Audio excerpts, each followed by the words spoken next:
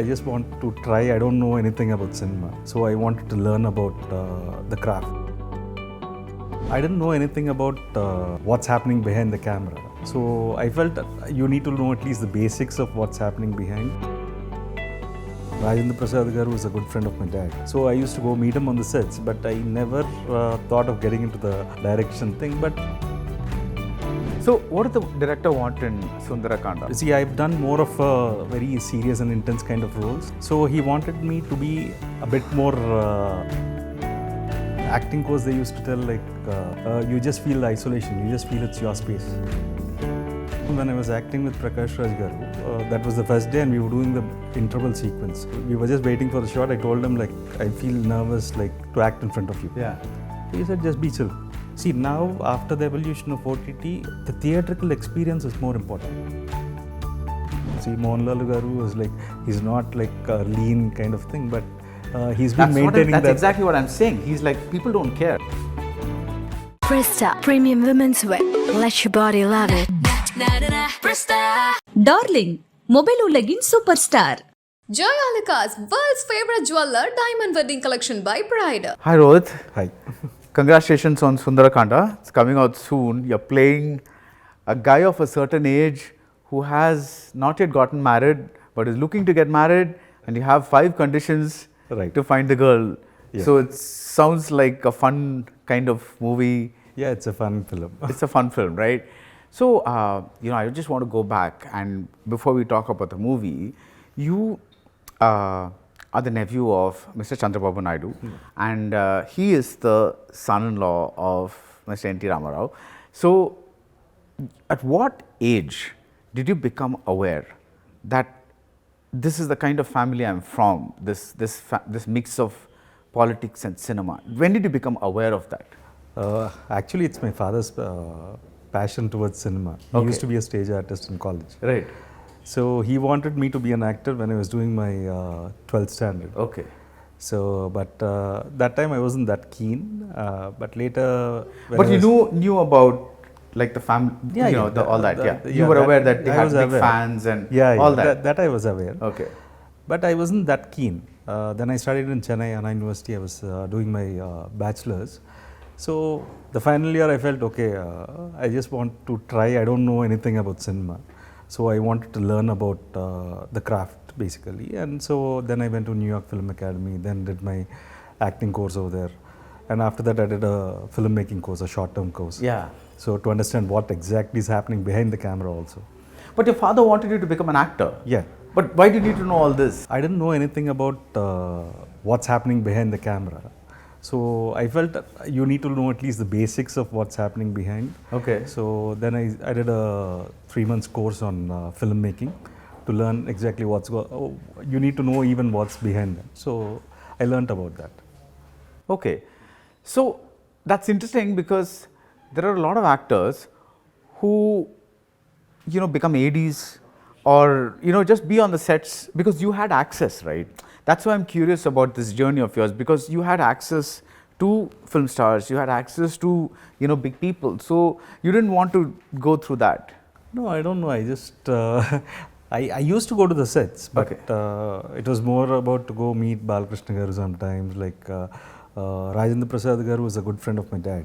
So I used to go meet him on the sets, but I never thought of getting into the direction thing. But somehow after going for my acting course, I felt I need to learn even what happens behind the camera. Did that help? Because when you're doing your very first shot for Banam, which was 10 years ago, right? 15 years ago. 15 years ago, right. So when you're doing your very first shot for Banam, did that help? Did that training help you? Or were you nervous or all that? No, I wasn't nervous, but that was the director also was a different kind of a person. He didn't have a monitor on set. Okay. So he didn't like using the monitor on set. So it was a different thing for me. So it was only, my belief was whatever it is, I should believe the director. If he's okay, I'm okay. Okay. So that's why I don't have the habit of watching the monitor even till today. So if I do what the director wants, and if he likes it, I'm okay with it. Yeah. So what did the director want in Sundarakanda? What is the tone of performance that he wanted? He didn't want. See, I've done more of very serious and intense kind of roles.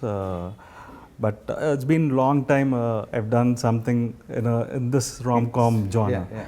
So he wanted me to be a bit more expressive in my things. Okay. So, and because he's been traveling with me for almost 5 years, Okay. the director, so he knows exactly my off-screen timing. Yeah. So even that helped with him. So he knows exactly how I behave off-screen Yeah. with the close group. Generally, I'm a very reserved person, but with people whom I know, I'm much more comfortable. How easy is it for a reserved person to be an expressive actor? It is tough, but I don't know. I feel like in front of the camera, it just comes out. Because like in my acting course, they used to tell like you just feel the isolation. You just feel it's your space. So you shut out everything? Yeah, I don't see the camera at all. It's like it's just So like if, irrelevant. like a co-star is standing in front of you, you only see the co-star. The actor. That's it. I just see the character. What about the noise around? Like there'll be some, like so many people around you, no? No, I don't see them. You don't see them? No, even for my second film when I was acting with Prakash Raj Garu, that was the first day and we were doing the interval sequence, one of the main sequence in the film. See, I was nervous because like I've seen his films, like he's a wonderful actor. Yeah. I told him we were just waiting for the shot, I told him like I feel nervous like to act in front of you. Yeah. He said just be chill. So, but once the camera is rolling and it's more comfortable, it's like I'm speaking to the character. Right. So I feel comfortable. I worked with Kota Srinivas Rao garu. That film, it is like literally almost 35 scenes. It's like only sitting and it's a conversation. So, but it's like somehow I don't know how I manage it, but other than that, I'll always be shy. This movie is a little different from your usual movies because during the production, your father passed away. How was it to kind of get back on track? No, it's definitely a big loss for me. But the whole team is like very supportive of me, and even when that happened, I was doing a film called Bhairavam, a remake of Garudan. Yes. So even Which released earlier this year. Which released earlier. So both the teams were like very supportive, and this director and the producer both were there with me. The 13 days I was there for my father's rituals. So it was the team is very comfortable, and they are like more like family. No, but because you were so close to your father, was it easy to come back and start acting again? No, it was tough. See, it takes time. Because normally people get a little time to process the news, but here money is going down the drain. So the point is you'll be expected to come back soon, right? The thing is, like I was shooting for Bhairavam, the song we were shooting when the news came, and I rushed from there to the hospital. And the saddest part was I had to come back to the same location to shoot the song again after 13 days. So actually it was very tough. I couldn't I don't know how much people might see, but for me even the smile I was giving in that song was a fake one. So it was tough, but eventually you can't be in the same thing. You need to get back into the character. Now, before Bhairavam, you took a long break, and for many reasons. But one of the things that you also said was, I was doing many films, and I was not satisfied with some of the films. Right? Why were you not satisfied? No, initially when I started, I just did films. Like if someone narrates me a story, if I get excited, I used to do films. Okay. Because like initially when I did Banam, genre films were not the thing in Telugu.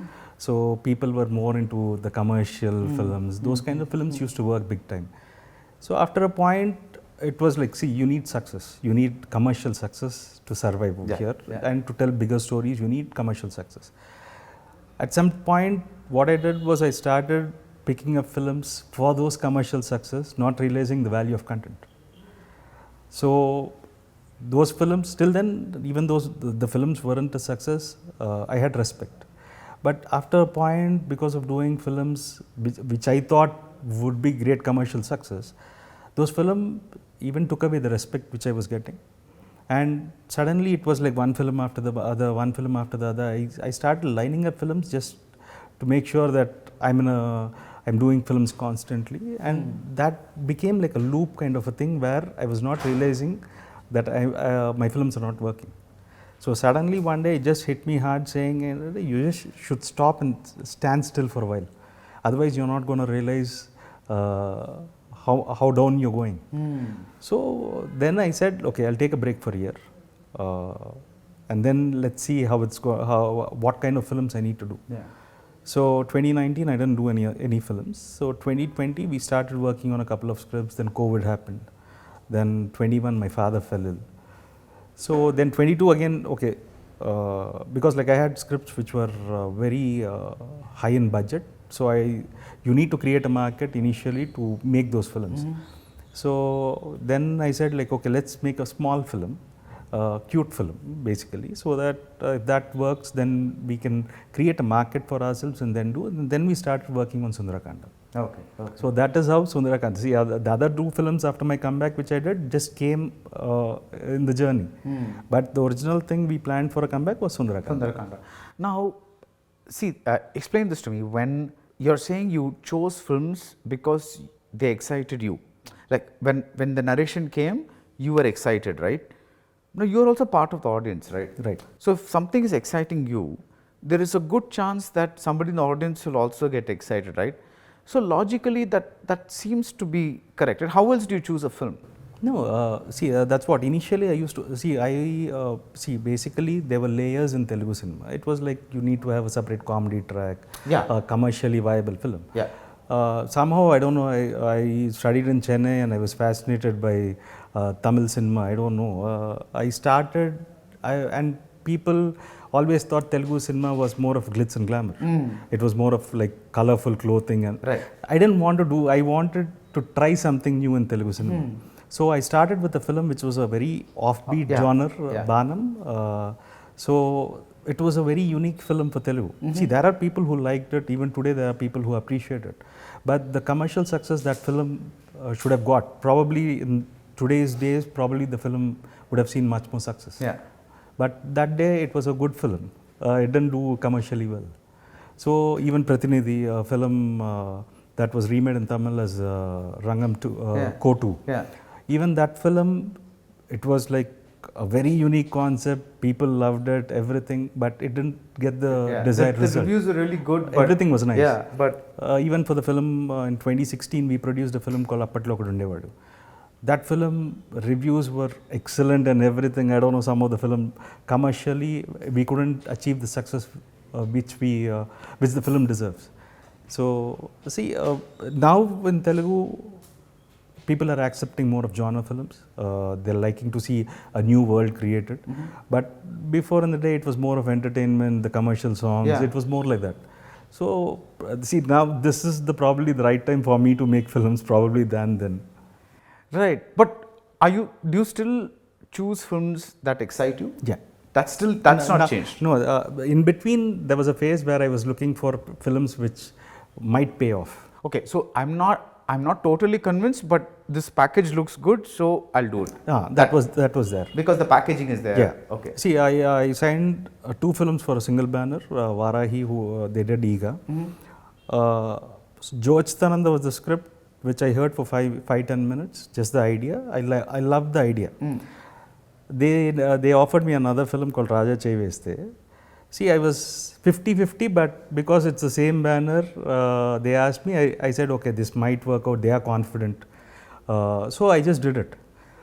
See, again, end of the day, George Tananda worked and this didn't work. See, it was like that kind of a mood. If someone says like, Ledu na nammandi, this will work. If someone says like that, I used to do films after a point. But after that, again, I said, okay, even if you're doing something unique, you need to decide by yourself. See, I feel like how much the audience has, even that is the same time it requires for me to tell a story. Yeah. If someone is narrating a story, I should judge it whether it's good or bad. If it excites me, it excites me. Yeah. If it's not, it's not. So you were talking about how there was a series of films and you were not satisfied by them, right? Did Sundarakanda end up being a satisfying film? Yeah, it is a satisfying film. Okay. See, the idea is unique. But initially, when the director, he used to stay in my house only. Yeah. So when he said like I've written this idea, Yeah. I was first initially hesitant. See, because like it's a very unique idea, and if it doesn't, if there's a small misfire in the writing style, it will look very cliched. Okay. So I told him, okay, then actually after that, I wasn't even convinced. Then I saw Bro Daddy, a very unique idea presented in a very entertaining way. Yeah. That film gave me the inspiration to do Sundarakanda. Okay. So after watching that film, me and the director, we both watched it at my house, and then I said, okay, if we are going to do Sundarakanda, it should be in this style, Okay. where it's like you don't laugh out loud, but you'll always have a smile on your face. Yeah. So Sundarakanda should be a film written in such a way. Okay. Okay. So that was the inspiration. So and then he wrote around some 30-35 odd scenes, and then he narrated it to me, and I said, okay, this is working. So let's go ahead with the film, and then he finished the whole script. Nice. What would you say is the most important film of your career? There are a couple of films. Actually, I'll say Banam, because It introduced you. It introduced me, and it introduced lots of unique ideas. See, because I did Banam, a Pratinidhi kind of a film came to me. Then I did a film called Rowdy Fellow. All these films came only because of Banam. Because like people started believing if there's a unique idea, we can go pitch it to this guy. Yeah. So I'll say Banam is the best decision I took probably. Every actor needs a USP, right? So your USP is I'm this unique guy, and if you have a different kind of concept, come to me, right? Right. But in general in India, in the commercial space, right, different concept will typically appeal to a niche audience, Right. Because if you have to go broader and reach more and more audience, then the film also has to go a little broad. That's Right. the way Right. niche concepts typically don't become massive, A, B, C center blockbusters kind of thing. So does one part of you want to become like this big star? Or are you happy doing, good movies, interesting movies, fun movies, but unhappy with that niche market? No, see, initially the idea was like when I wanted to get into films, my idea was 10 years, I'm going to give time. If it works out, it's okay. 10 years? 10 years. Films, you don't know how much time it's going to take. So I said 10 I thought you years. said 2 years or something. No, 10 years. Okay. I said like 10 years, 10 films. So let's see how it goes. So at that point, my thought process was way different. See, now after the evolution of OTT, the theatrical experience is more important. See, with the idea. See, luckily in my career, the films I picked are all hero-centric. See, it might be a new setup and new worlds, and it might be a new concept, but it's almost all the films are hero-centric. Yeah. So luckily, it has the commercial aspects in the film, but after taking a break, I realized you should glorify those things. Glorify as in? In the on screen, like Okay. if there's an action or an emotion, you need to make sure you can enhance it. Okay, okay. You need to tell a story in a wider space. Yeah. Create the world in a bigger way. So those kind of things I started to think more. So it is like I don't want a film only for a niche kind of audience. Yeah. So only unless and until more number of people come to theaters and watch my film, then only I can make bigger films. Yeah. And to make bigger contents. So that was the idea. After till 2019, I always used to think like I should do a unique film, a different film. But now, how can we blend commerciality in those films? Okay. See, that is the idea, right? Give me an example of commerciality. Like songs? No, not songs. Okay. Songs. See, definitely we'll have songs in the film. But for example, I did a film called Asura. It was set up. It's a jailer's character, and see, it is set up in a very small space. But it has a space to make it a bigger film. Action-wise, you can make it bigger. You can bring in better characters into a film.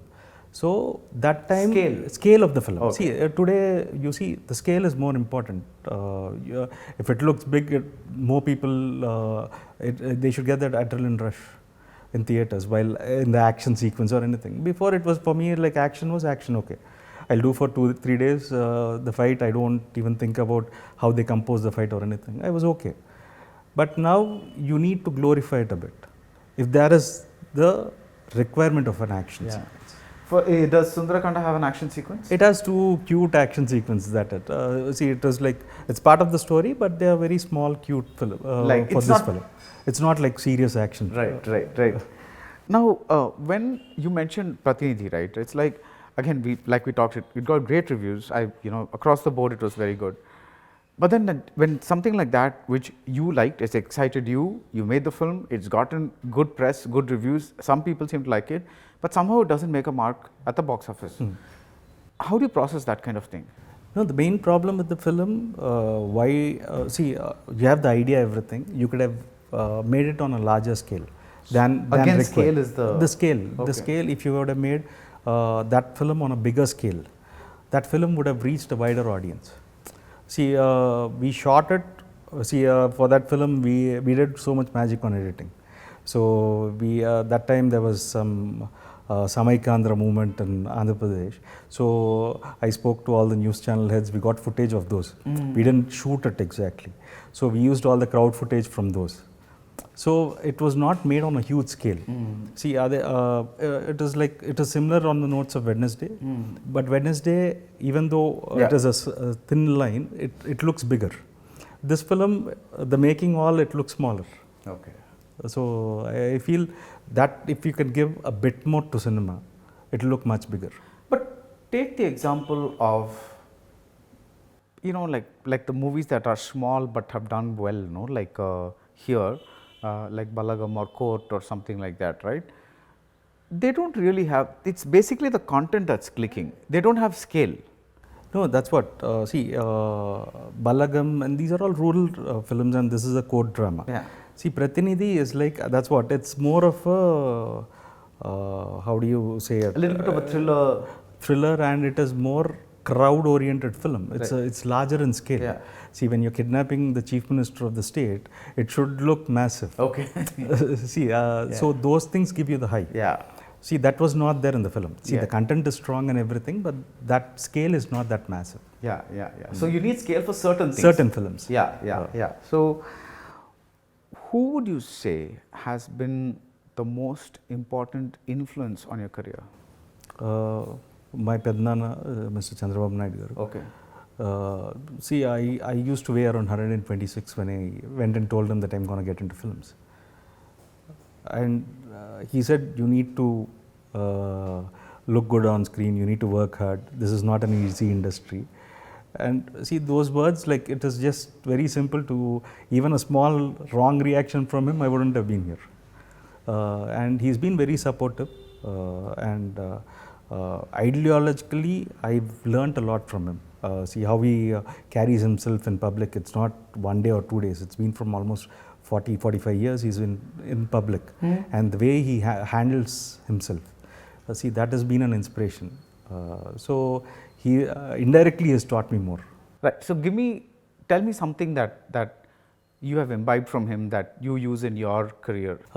He's actually a very good listener. Okay. See, he's a seasoned politician. He knows he comes and listens. He asks us ideas. He tells us ideas like, this is what I want to do. This is the scheme I'm trying to implement. He comes even to us and he says, like, he explains this to us and he takes feedback. See, that is one biggest quality I've learned from him. See, you need to have the patience to listen. See, someone might have, out of a conversation of 10 minutes, there might be one small idea which might strike a bigger thing. Yeah. See, that's the best quality I've learned from him. But that's also interesting because you're not technically in politics, but if he's coming and discussing political things with you, then that's also a nice thing, right? Because, like, we need to listen to people who are not necessarily the same people in our field. Right. Sometimes we may need to go a little outside. Right. That's a nice thing as well. That's a nice thing. See, basically, I'm interlinked. Basically, I meet people even from lots of people from political thing. I have whenever I go to my village, there are my father's followers. They meet me. They tell their issue. See, but the best thing is, like, it is end of the day, it's the same people who are going to watch films also. See, it's the same public. So it is nice to listen. See, they might have something. It might work even in a script for me. Yeah. A small idea. Yeah. Have you thought of writing? No, I just sit and I give them suggestions, but I don't write. Okay, okay. You spoke about the fact that you weighed a particular number, 130 kilos or something. Now your weight has been in the news for some time, because there's been a fluctuation and all that. Can you talk about that journey of like, how you, not just how you lost the weight, and second thing is how you handle that. Because there's a certain consciousness that comes in, right? When the camera is always on you and stuff like that. And because you need to, like your Pedanana said, you want to look a certain way, right? And tell me about that. No, actually, it's like I wanted to maintain. Sometimes it just goes out of my hand. See, I just put on like that. It is tough for me to reduce than to put on. Yeah. So I work hard for one of my film. I told the commercial thing which might work. For that film, I worked hard. I lost weight. The film just like vanished without a trace. So in that moment again, it's like you lose hope. I just put on weight. So it's been like a cycle for me. But now I'm trying to consciously trying to tone down, and let's see if I can maintain this. But is it like a like a hormonal thing, or is it just eating and things like that? No, it's good eating. Okay. You like to eat well. No, I put on lots of times, and even I just, if I eat rice, I just put on too much of weight. Yeah. So I just cut down rice. Yeah, because the thing is, if that's an interesting thing that you said, because there's an emotional up and down cycle, right? And the food becomes sometimes a support system, right? Because you're feeling bad, you want to order a dessert or a sweet or something. I do that a lot. It's like for no reason. It's like I'm not really hungry, but some things happen. I want to just I'm just feeling a little this thing. Let's order some sugar or something like that. And actually, it make you feel worse later. But at that moment, you feel good. Yeah. So something you feel at least you can deviate your mind from. Yeah, that sugar is great at that. Yeah. So actually, I've read somewhere that sugar is as addictive as cocaine. That's true. Because it gets you hooked like that, and it's very difficult to give it's up. like, for me, it's two sides. Sometimes if I'm eating, if I'm stressed, I eat more, and if I'm dieting, I don't even feel like eating for a couple of days. Really? 2 days? 2 days also. If I'm fast. It's almost like a fast. But if I'm eating, if it's like a regular process of I'm not on diet or I'm eating, if there's any stress, I eat more. So it's actually a tough thing for me. Yeah. No, I'm going to read out bits from 2 reviews about your performance in Bhairavam, and I want you to tell me how you process this information. Like, see, one person said, Nara Rohith is stiff as a rock. Another person said, Nara Rohith surprises with a mature and understated portrayal, both for the same movie, for the same part, right? So one person is saying not working, other person is saying working very well. Even I don't understand actually. See, for Bhairavam, I felt when I watched the original, the character should be like that. Yeah. If I'm too loud or anything, that character's dignity, you lose it. So for that film, it was a conscious thing. I shouldn't overdo. Yeah. See, that was my intention, but a few people see with a different mindset. Yeah. They see the other 2 actors are generally, they are much more louder on screen. Yeah. The Manoj and Sai, they are both much more louder actors. For them, he would have liked that loud style of portrayal. And the other guy would have liked the subtleness in the character. I don't know. Even for my first film, Banam, I used to tell lots of people while shooting itself. Either they'll think this fellow doesn't know to act, or this fellow knows how the character should behave. Okay. So it's like 2 sides of a coin. Yeah. So because like it depends upon things. Because generally in Telugu, people are much more it's more of a body language. Yeah, emotional, expressive. Yeah. I am much more subtle on screen. Yeah. I try to be inside the character. I define boundaries for a character. Right. I don't want to underplay than that or overdo than that. What do you do? Like, for example, for Sundarakanda, you know that this is a middle-aged bachelor looking for what do you do with your body language, for instance? No, I just keep it much more agile. See, I try to express more through my body. There'll be a certain limitation. I don't want to, I don't want to be jumping. Those I don't want to do, because like after a point of age, you become much more subtle. See, after you cross 30, 35, you become like much more timid, and you express it, you enjoy, but you're not as overjoyed, or you move too much like you're in 20s. So that kind of a thing, we kept him at borders. Yeah. And I used to constantly talk to the director, is this okay, or you need much more? If he requires much more, those scenes I used to do. Okay. Like that. Okay. Now, because your family is linked to both cinema and to politics, there has always been media attention from a very young age, right? But now it's not just media, it's also social media. So there is always some kind of coverage happening. You know, it's like a thing either from the political side or from the cinema side. Right.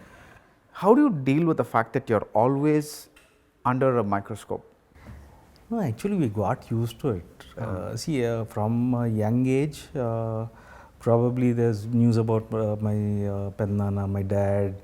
See, everything, like, okay, we got used to it, maybe positive, negative. Probably we've habituated the thing inside to, and processed it properly, so that I don't react much. See, there are people who've written, like after a flop, they've written, okay, he's now running from office to office. I just see and just have a smile. It doesn't affect you at all? No, it doesn't. Okay. See, I take negative feedback also. I don't mind if it is definitely, if it doesn't work, I'll be the first person to say this film hasn't worked. Yeah. Because I don't mind. See, if it doesn't work, I should realize it first. Yeah. So that is there. So if I can, if there's seriously, if someone comes to me and tell me like, you have done bad, or you should lose weight, I'll take it as a positive thing. But someone just comes randomly and says like some shit kind of a thing, I say okay. But you know, speaking of weight, you know, when you say should lose weight, you know, in the real world, you have people of all colors, shapes, size, whatever, right? Why can't we have an overweight hero? Why not? What's wrong? No, you can do see, for few films it will work, but few films you need to be much more physically fit. Yeah, I can understand certain films, but like you know, there is this constant, like even for heroines, right? There's always this pressure to look a certain way. And even for men, it's like, you know, because see, if you look at the earlier times in Tamil and Telugu cinema, Malayalam cinema and all that, the men looked ordinary. Like, as in, I'm not saying that they had charisma, they had all that, and they could act and all that, but you won't say they're six-pack, and you know, they are not that, they were not like that. You know, they didn't shave their chest, or they didn't do all those things that today has become this, you know, like this must-have kind of a thing. Today that image is so important, like the way you present it on a poster, like this one. So, you know, is that a pressure for you? No, definitely it's a pressure, because like, see, it's just like a serious comparison, like now people expect you to look a certain way. See, that definitely is there, because like if I was constantly one type, people wouldn't have minded. But because you're fluctuating. I'm fluctuating, and I used to look lean and everything in my starting films. Probably that's the reason, might be for me, for people telling me. But generally, if you're in a single shape, see, Mohanlal Garu is like, he's not like a lean kind of thing, but he's been maintaining that. That's exactly what I'm saying. He's like, people don't care, because he can, whether he's doing action role, whether he's doing comedy role, whether he's doing drama role, they're like, they want to see Mohanlal. They don't care. No, he looks the certain way through. He's been looking the same thing from a long time. Yeah. But I've been fluctuating too much. Probably that's the reason for people coming to me and telling, okay. So I think what you should do is be the same. Be the same. It's like, I'm sorry, but this is my natural weight state. I'm going to be this way, and this is how. No, it's like trying to lose weight. Probably this time I'll try to maintain it for a longer time. Yeah, I know. No, the reason I'm talking about this is because these days weight has become such an issue that they say that after Instagram especially, because people are putting up pictures they get a lot of comments. Right. And which comment on the appearance, like okay, you seem to have put on weight, or you seem to have lost weight, or you seem to like a kind of this Right. one. So I think that's what's been, It's like evolution. People have see, it's like constant scrutiny. yeah, your content that comes back to that media attention. No, you're always under a certain. You post something, you post a trailer or even a personal photo. People have their own opinions, and no one's holding back. Yeah. So they want to express their feelings. They don't even think about it's hurting someone or not, but they just want to express it. That's part of the game, That's- right? yeah, that's so you can't do much about that. No, I don't. That's why I don't mind even if people sometimes they write something. See, that's okay. It's Yeah. their choice of words. But what better we can do? Yeah. Is the next thing we need to think about. So what's next? What's after Sundarakanda?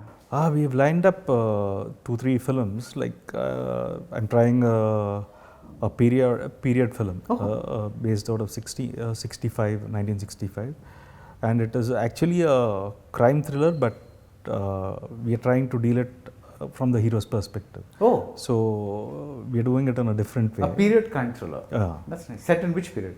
The 1960s. Oh, nice. Okay. So So there's your scale.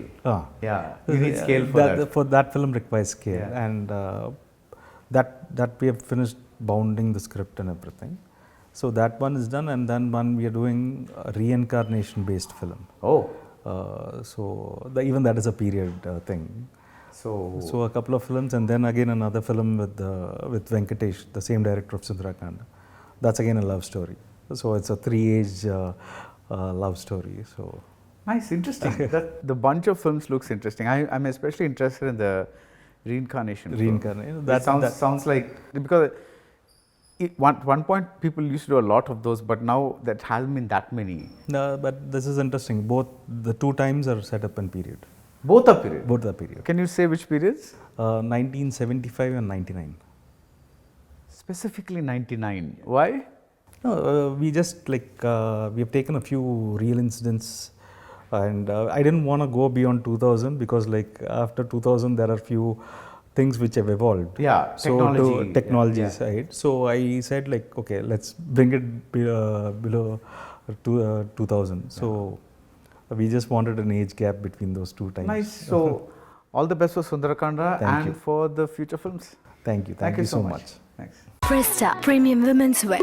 Let your body love it.